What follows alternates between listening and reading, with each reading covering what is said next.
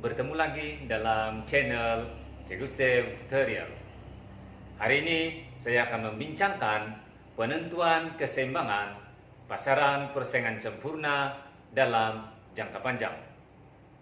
Kita akan lihat, dalam jangka panjang, firma pasaran persaingan sempurna hanya mendapat untung normal sahaja. Keadaan ini disebabkan oleh kebebasan keluar masuk firma dalam pasaran persaingan sempurna. Untuk membincangkan proses penentuan keseimbangan jangka panjang bagi pasaran persaingan sempurna akan dilihat dalam dua keadaan, yaitu yang pertama adalah jika firma mendapat untung lebih normal, manakala keadaan yang kedua adalah jika firma mendapat untung kurang normal. Keadaan yang pertama adalah bagaimana penentuan keseimbangan firma dalam pasaran persaingan sempurna sekiranya firma mendapat untung lebih normal dalam jangka pendek.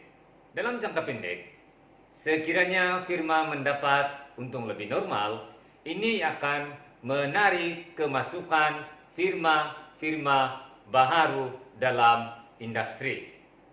Dan dalam masa yang sama, firma-firma yang sedia ada akan mengubah size logi kepada yang lebih besar. Keadaan ini akan menyebabkan dua kesan. Yang pertama, dari segi jumlah keluaran.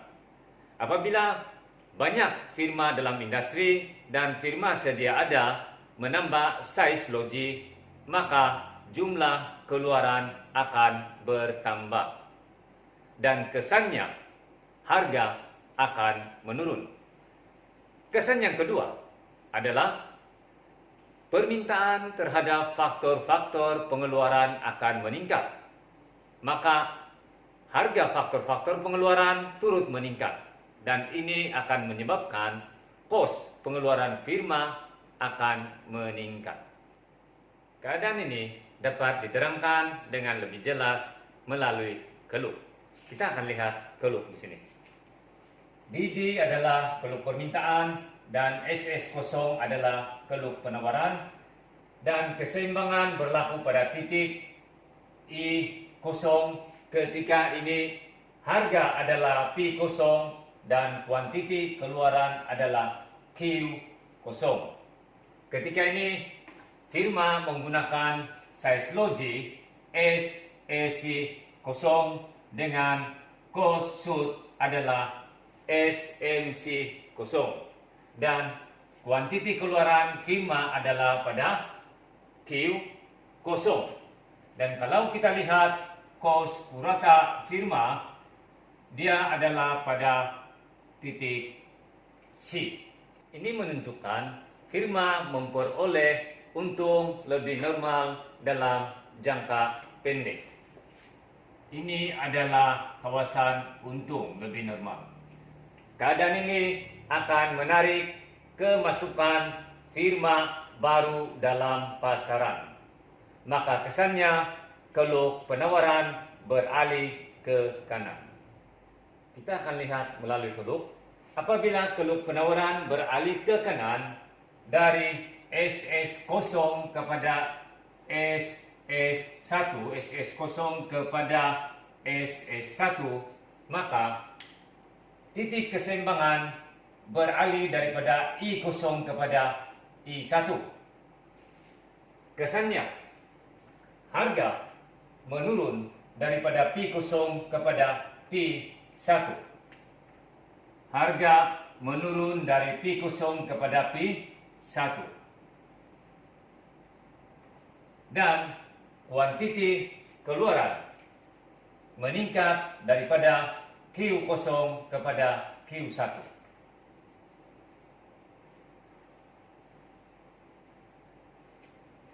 Ketika ini, firma menggunakan size logi SEC1 dengan cost shoot adalah SMC1. Dan persilangan di antara keluk MR1 dengan SMC1 menentukan tingkat keseimbangan baharu dan jumlah keluaran pada Q1. Sebelum kita menerangkan bagaimana proses keseimbangan dalam jangka panjang, maka kita akan lihat dahulu bagaimana kita menerbitkan keluk kos purata jangka panjang dan kos sub jangka panjang. Oke, untuk kos purata jangka panjang yaitu LAC, dia dapat diterbitkan melalui gabungan antara keluk-keluk kos purata jangka pendek seperti ini.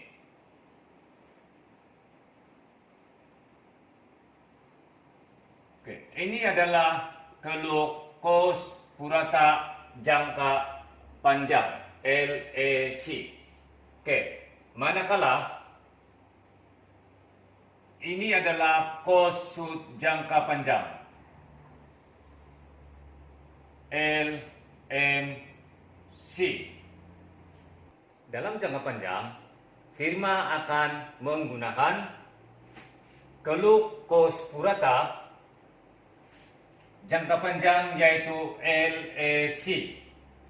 Keluk kos purata LAC.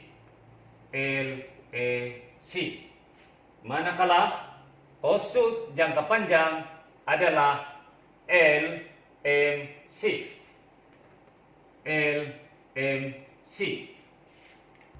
Ketika ini, keluk kos purata jangka pendek yaitu SSC1 menyentuh titik minimum keluk kos purata jangka panjang LAC pada titik I1.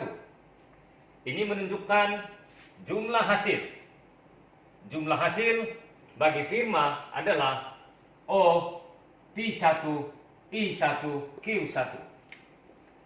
O P1 I1 Q1. Ini adalah jumlah hasil dan jumlah kos juga adalah O P1 I1 Q1. O P1 I1 Q1. Ini menunjukkan jumlah hasil adalah sama dengan jumlah kos. Ini adalah jumlah hasil dan ini juga adalah jumlah kos. Menunjukkan bahwa dalam jangka panjang firma bagi pasaran persaingan sempurna hanya mendapat untung normal sahaja. Keadaan yang kedua adalah jika firma mendapat untung kurang normal ataupun mengalami kerugian. Keadaan ini akan menyebabkan firma-firma yang tidak cekap akan menutup operasi dan keluar daripada industri. Manakala firma-firma yang masih mampu bertahan akan mengurangkan saiz pengeluaran. Maka kalau kita lihat, keadaan ini akan menyebabkan harga akan naik dan akhirnya firma hanya mendapat untung normal sahaja dalam jangka panjang. Ini akan diterangkan dengan lebih jelas merujuk kepada keluk. DD adalah keluk permintaan dan SS adalah keluk penawaran yang asal. Dan ketika ini titik keseimbangan adalah pada I0 dan kuantiti keluaran pada Q0 dan harga keluaran adalah pada P0. Kalau kita lihat pada ketika ini firma menggunakan size logi pada SEC0 yaitu pada kos purata jangka pendek SEC0 dan pada ketika ini juga keluk kos sud jangka pendek adalah SMC0. Keseimbangan tercapai pada titik I0 apabila keluk hasil sud MR0 bersilang dengan keluk kos sud SMC0. Maka kuantiti keluaran adalah pada Q0. Dan pada ketika ini, kalau kita lihat kos purata, firma adalah pada titik C, pada C, yaitu kos purata dia lebih tinggi daripada harga keluaran. Ini menunjukkan firma dalam pasaran persaingan sempurna mendapat untung kurang normal atau kerugian yang memaksa firma-firma yang tidak cekap terpaksa menutup operasi, dan firma-firma yang masih mampu bertahan akan mengurangkan size keluaran. Ini akan menyebabkan keluk penawaran beralih ke kiri. Apabila firma mengurangkan pengeluaran, maka keluk penawaran beralih ke kiri dari SS0 ke SS1. Keluk penawaran beralih dari SS0 ke SS1, SS0 ke SS1. Dan titik keseimbangan yang baru adalah pada I1. Ketika ini harga meningkat daripada P0 kepada P1. Harga meningkat daripada P0 kepada P1. P0 ke P1. Dan kuantiti keluaran menurun dari Q0 ke Q1. Dari Q0 ke Q1. Kuantiti keluaran menurun dari Q0 ke Q1. Dan kalau kita lihat,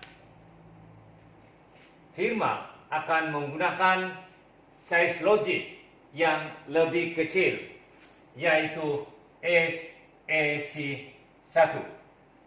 Ini menunjukkan firma menggunakan keluk kos purata jangka pendek SEC1 dan keluk kos sud jangka pendek pada SMC1. Sebelum kita menerangkan bagaimana keseimbangan PPS dalam jangka panjang, maka kita akan lihat dahulu bagaimana kita menerbitkan keluk kos purata jangka panjang LEC, dan kita juga akan melukis keluk kos sud jangka panjang yaitu LMC. LEC diterbitkan melalui gabungan antara keluk-keluk kos purata jangka pendek. Sekarang kita akan lihat bagaimana melukis kos purata jangka panjang yaitu LEC.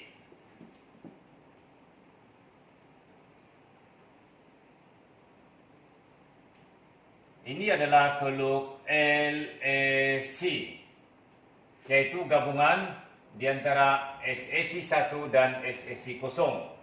Dan ini adalah keluk kos sud jangka panjang LMC. Dalam jangka panjang, firma pasaran persaingan sempurna akan menggunakan kos purata jangka panjang. Ini adalah kos purata jangka panjang yaitu LEC. Keluk LEC adalah lebih landai dan lebih besar. LEC. Manakala kos sud jangka panjang adalah keluk LMC. Ini adalah keluk kos sud jangka panjang LMC. Kalau kita lihat, keseimbangan tercapai apabila keluk kos sud jangka panjang bersilang dengan keluk MR1 pada titik I1.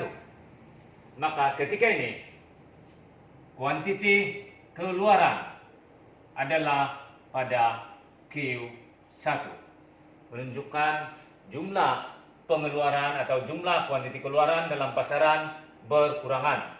Dan kesannya harga meningkat daripada P0 kepada P1.